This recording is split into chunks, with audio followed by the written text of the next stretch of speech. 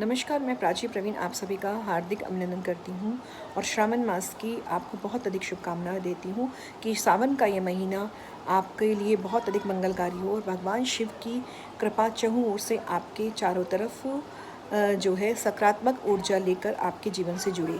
भगवान शिव के लिए कहा जाता है कि भावी मेटि सकौ त्रिपुरारी, यानी कि भगवान शिव के अंदर ब्रह्मा के द्वारा लिखे गए भाग्य को बदलने की क्षमता है। यानी कि अगर भगवान ब्रह्मा के द्वारा आपके भाग्य में कुछ भी गलत जो है अगर चीज़ है, गलत कोई ग्रह आपका है, कोई अशुभता अगर है, तो कहते हैं कि भगवान शिव की निरंतर पूजा से वह अशुभता भी शुभता में परिवर्तित हो जाती है और आपको जीवन में वह हर चीज़ प्राप्त होती है जिसकी आप कामना करते हैं और आपको दीर्घायु जीवन प्राप्त होता है। दीर्घायु जीवन के साथ ही आपको जीवन से जुड़े हुए हर रिश्ते का सुख प्राप्त होता है।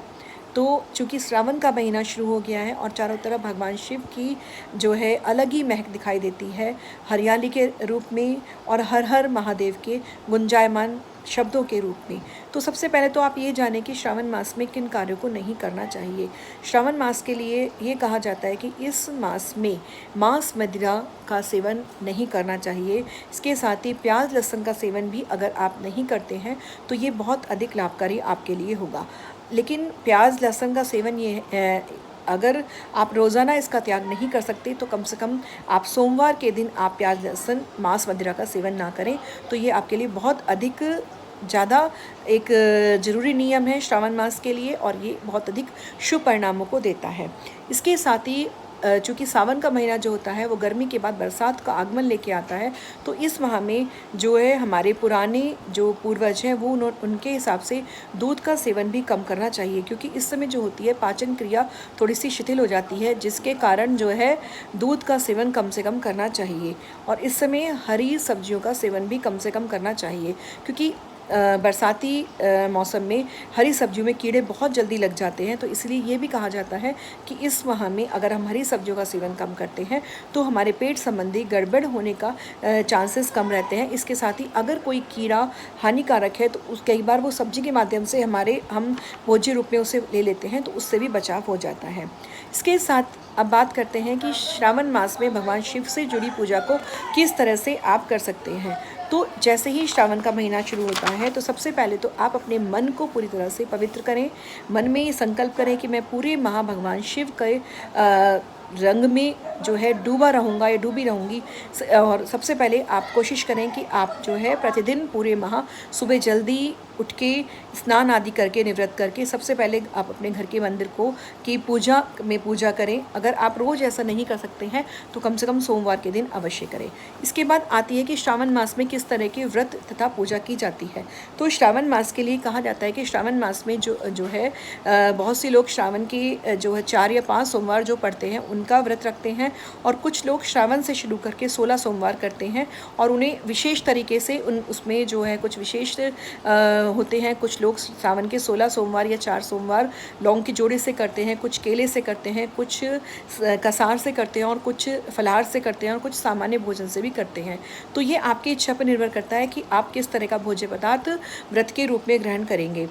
तो सबसे पहले तो यह है कि आपको अपना संकल्प करना है कि कुछ लोग इसमें सिर्फ सोमवार का व्रत करते हैं। 3 तरह के व्रत इसमें किए जाते हैं। कुछ लोग सोमवार का व्रत करते हैं, यानी कि जितने सोमवार उस माह में पड़ते हैं उतना व्रत करते हैं। कुछ लोग श्रावण के सोमवार से शुरू करके 16 सोमवार कंप्लीट करते हैं और कुछ लोग जो है वो करते हैं पूरे माह वो व्रत ही रहते हैं, यानी कि सुबह के समय वो नॉर्मल अपने फलाहार करते हैं और रात्रि के समय अपना भोजन कर लेते हैं, यानी कि पूरे माह का वो व्रत करते हैं। तो सबसे पहले तो आप ये संकल्प करें कि आपको कौन सा व्रत आप कर रहे हैं, किस रूप में आप कर रहे हैं। उसके बाद जो संकल्प करना है वो अगर आप किसी शिवालय में जाकर करते हैं तो भी अच्छा है, और अगर आप घर के मंदिर में करते हैं तो भी अच्छा है। मानसिक रूप से भी आप कर सकते हैं और मंदिर में जाकर किसी पंडित के द्वारा संकल्प कराकर भी आप व्रत कर सकते हैं।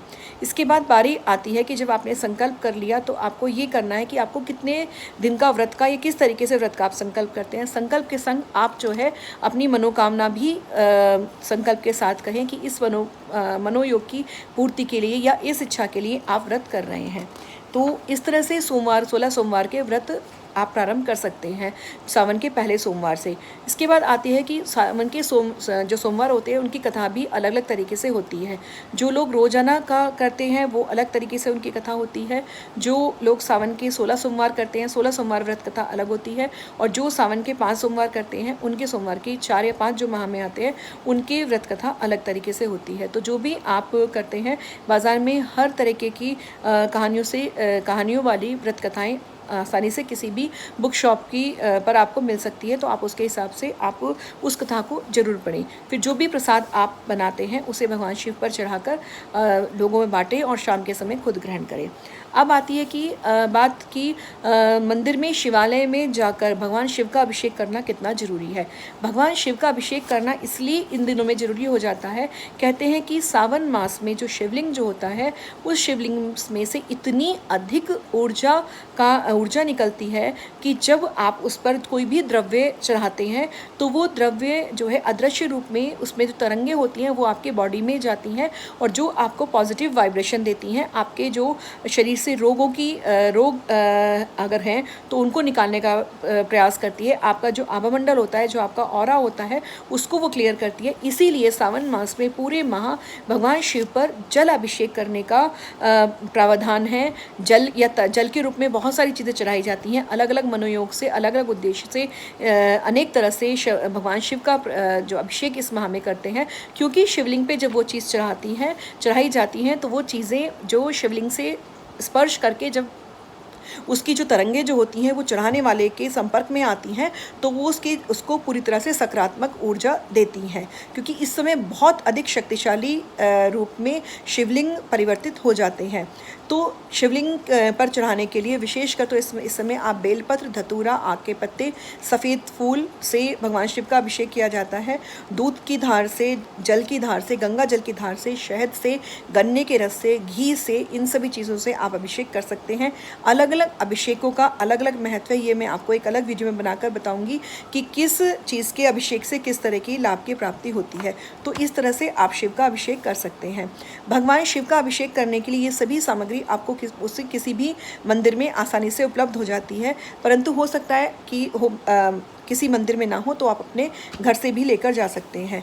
जब आप भगवान शिव को आप अभिषेक करते हैं, जिस भी चीज़ से आप अभिषेक करते हैं, उस चीज़ का जो अभिषेक है उसे करने के बाद आप जो भगवान शिव का जो शिवलिंग होता है उसमें से जो तरल बहने लगता है तो थोड़ा सा जल जो होता है, जलहरी का जल हो या शिवलिंग का जल हो, उसे आपको किसी पात्र में अपने घर में लाकर अपने घर के चारों तरफ, चारों कोनों में, अपने घर के द्वार पर जरूर छिड़कना चाहिए। इससे बहुत अधिक ज़्यादा सकारात्मकता आपको मिलेगी और इसके साथ ही जितनी भी नकारात्मक ऊर्जाएं होंगी वो आपके घर से निकलेंगी। नज़र दोष होता है वह भी दूर होता है। भगवान शिव की जो है कृपा आप पर बरसती रहती है। तो इस तरह से आप शिवालय में जाकर इस तरह से अगर अभिषेक करते हैं तो ये बहुत अधिक श्रेष्ठकारी होता है।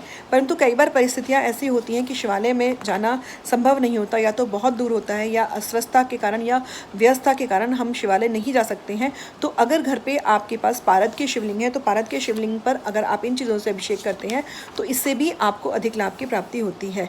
और अगर पूरे माह न जाकर आप किसी भी सोमवार पर, चारों सोमवारों में से 4 या 5 जो भी सोमवार पड़ते हैं उसमें भी आप अगर करते हैं और किसी एक तरह से प्रशिक्षित पंडित के द्वारा से आप जो है शिव अभिषेक के श्लोक के द्वारा आप अभिषेक करते हैं तो इससे चहु ओर से लाभ की प्राप्ति होती है। अब बात आती है कि भगवान शिव के जो है शिवालय में आपने जाके अभिषेक किया, इसके संग ही आप क्या कर सकते हैं, इसके संग आप भगवान शिव के महामृत्युंजय मंत्र का जाप करें तो बहुत अच्छा है। इन दिनों में अगर शिव पुराण का आप पढ़ते हैं या सुनते हैं तो भी इससे आपको हर तरह के लाभ की प्राप्ति होती है। कोई भी भगवान का शिव मंत्र आप जाप कर सकते हैं।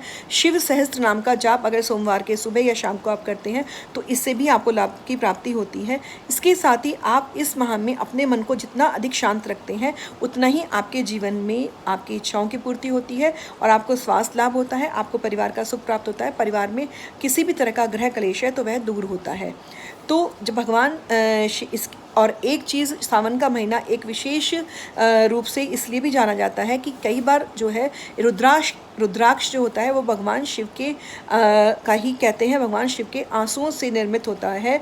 जब भगवान क्रोधित होते हैं और उनके आँखों से जो तरल निकला था उससे रुद्राक्ष का पेड़ बना था, तो रुद्राक्ष जो है भगवान शिव का ही अंश माना जाता है। रुद्राक्ष के लिए ये कहा जाता है कि अगर आपके कुंडली में किसी भी तरह का ग्रह दोष है तो अगर आप रुद्राक्ष धारण करते हैं तो वह ग्रह दोष दूर हो जाता है। और आप एकमुखी से लेकर पंचमुखी रुद्राक्ष तक आप सावन के महीने में अगर धारण करते हैं तो उसमें किसी विशेष प्रकार की शुद्धि की जरूरत नहीं होती, मंत्रोच्चारण की जरूरत नहीं होती। बस आप शिवालय में जाके भगवान शिव के ऊपर उसे रखें और उसे आप अपने गले में, हाथ में, जहाँ भी आप धारण कर सकते हैं।